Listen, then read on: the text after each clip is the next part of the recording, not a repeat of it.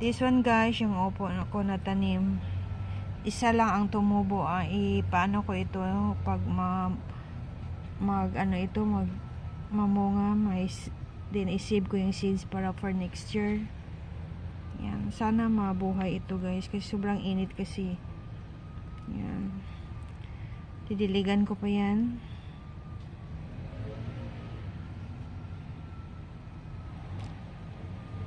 Ayan guys, nag-update ako sa bayabas ko guys. Guava fruits. Malaki-laki na sila it's nice and windy.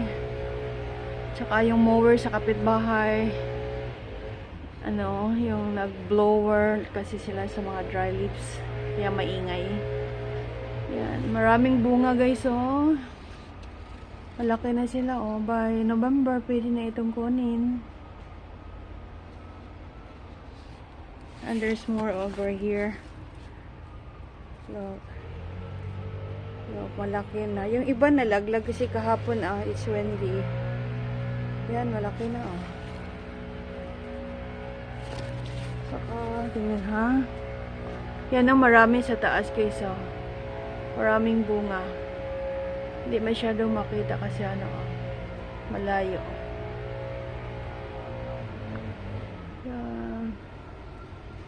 Yan guys, yung guava ko.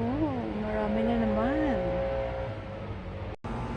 Ayan na guys, hinog na yung kamatis. Pero yung isa hindi pa masyado. So, kukunin ko na guys. Look. Kunin ko na. Kasi dalawa lang siya guys. Yan. Tingnan nyo Not bad.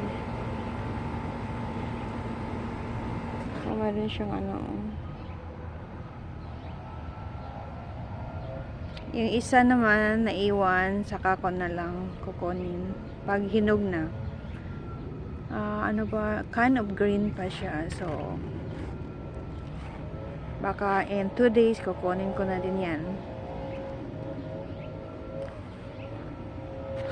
Shout out to all my members of the Pauline MM Vlog guys. Thank you sa inyong suporta.